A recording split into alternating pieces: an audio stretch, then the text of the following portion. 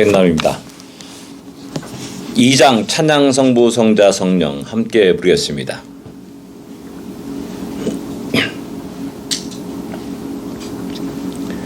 찬양 성부 성자 성령 상삼위일체께 영원 무궁하게까지 영광을 돌리세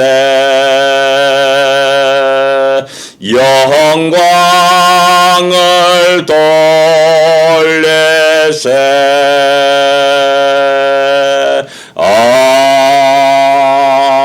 아멘. 우리 하나님께 영광을 돌리며 살아가는 우리의 삶이 되기를 원합니다. 298장입니다. 속죄하신 구세주를 298장입니다.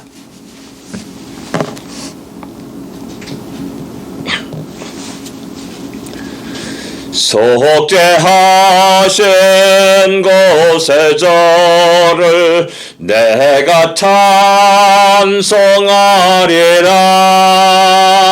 내게 자유 주시려고 주가 고난당했네. 그 신사랑 찬양하리. 나의 죄 사려고 십자가에 죽임당한 나의 주 찬양하리. 내가 구원받은 증거 기뻐 전파하리라. 내 죄 모두 담당하시 주의 사랑 크셔라. 크신 사랑 찬양하리. 나의 죄 사하려고 십자가에 죽임당한 나의 주 찬양하리. 승리하신 구세주를 내가 찬송하리라. 죄와 죽음 지옥 권세 주가 모두 이겼네. 크신 사랑 찬양하리. 나의 죄 사하려고 십자가에 죽임당한 나의 주 찬양하리. 고마우신 구세주를 내가 찬송하리라. 죽음의 생명으로 나를 인도하셨네. 크신 사랑 찬양하리. 나의 죄 사하려고 십자가에 죽임당한 나의 주 찬양하리. 아멘. 우리가 우리 죄를 사하여 주시고 십자가에 돌아가신 그 주님을 기억하면서 늘 감사와 찬양을 주 앞에 드리기를 원합니다. 신앙 고백드리겠습니다. 전능하사 천지를 만드신 하나님 아버지를 내가 믿사오며 그 외아들 우리 주 예수 그리스도를 믿사오니 이는 성령으로 잉태하사 동정녀 마리아에게 나시고 본디오 빌라도에게 고난을 받으사 십자가에 못 박혀 죽으시고 장사한 지 사흘 만에 죽은 자 가운데서 다시 살아나시며 하늘에 오사 전능하신 하나님 우편에 앉아 계시다가 저리로서 산자와 죽은 자를 심판하러 오시리라. 성령을 믿사오며 거룩한 공예와 성도가 서리교타는 것과 죄를 사하여 주시는 것과 몸이 다시 사는 것과 영원히 사는 것을 믿사옵나이다. 아멘. 편 32편입니다.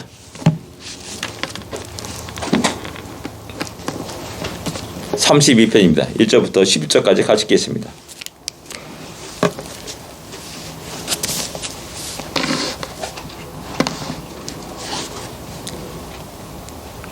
같이 읽겠습니다. 허물의 사함을 받고 자신의 죄가 가리워진 자는 복이 있도다. 마음에 간사함이 없고 여호와께 정죄를 당하지 않는 자는 복이 있도다. 내가 입을 열지 아니할 때 종일 신음함으로 내 뼈가 쇠하였도다. 주의 손이 주야로 나를 누르시오니 내 진액이 빠져 여름 가문의 마른같이 되었나이다. 셀라. 내가 이르기를 내 허물을 여호와께 자복하리라 하고 주께 내 죄를 아뢰고 내 죄악을 숨기지 아니하였더니 곧 주께서 내 죄악을 사하셨나이다 하셨라. 이로 말미암아 모든 경건한 자는 주를 만날 기회를 얻어서 주께 기도할지라. 진실로 홍수가 범람할지라도 그에게 미치지 못하리이다. 주는 나의 은신처이시오니 환난에서 나를 보호하시고 구원의 노래로 나를 두루시리려다 하셨라. 내가 내 갈 길을 가르쳐 보이고 너를 주목하여 훈계하리로다. 너희는 무지한 말이나 노새같이 되지 말지어다. 그것들은 제갈과 굴레로 단속하지 아니하면 너에게 가까이 가지 아니하리로다. 악인에게는 많은 슬픔이 있으나 여호와를 신뢰하는 자에게는 인자하심이 두루시리로다. 너희 의인들아 여호와를 기뻐하며 즐거워할지어다. 마음이 정직한 너희라 다 즐거이 외칠지어다. 아멘.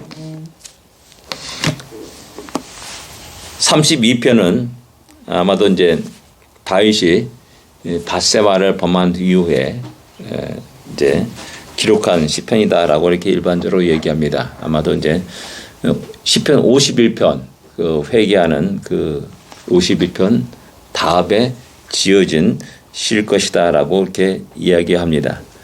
죄의 상을 받은 자가 얼마나 복되고 또 기쁨과 감사가 넘쳐질지를 우리에게 이야기하고 있습니다. 자신의 죄가 가리워진 자는 복이 있도다. 사함을 받고 가리워진 자. 사함을 받는 것은 그 죄를 옮겨놓는 겁니다. 죄를 옮겨놓으면 그 흔적이 남습니다. 항상 죄의 흔적이 남고 상처가 있습니다.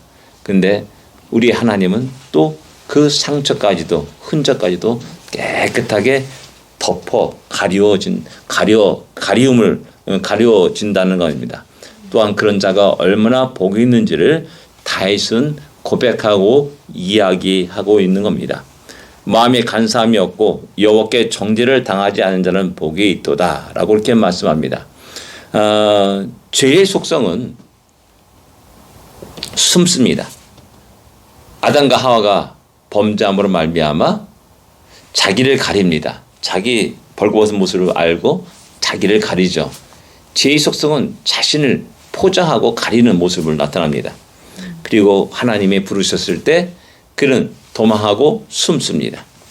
이것이 이제 죄인의 모습이라 할 수가 있습니다. 감추기 때문에 그 다음에 또 자연스럽게 거짓말이 일어나게 되는 겁니다. 마음에 양심이 깨림직하고 양심의 소리가 자꾸만 그를 괴롭힙니다. 그러다가 이제 이 죄가 점점 그것을 그대로 놔두게 되면 이제 죄의 무감함이 일어납니다. 그리고 이제 자기가 너무나 괴롭기 때문에 옆에 보니까는 자기가 똑같은 사람도 많거든요. 그러니까는 스스로 그 죄를 합법화 시켜나가는 그런 일들이 일어나게 됩니다. 동생애가 가장 대표적인 예를 할 수가 있습니다.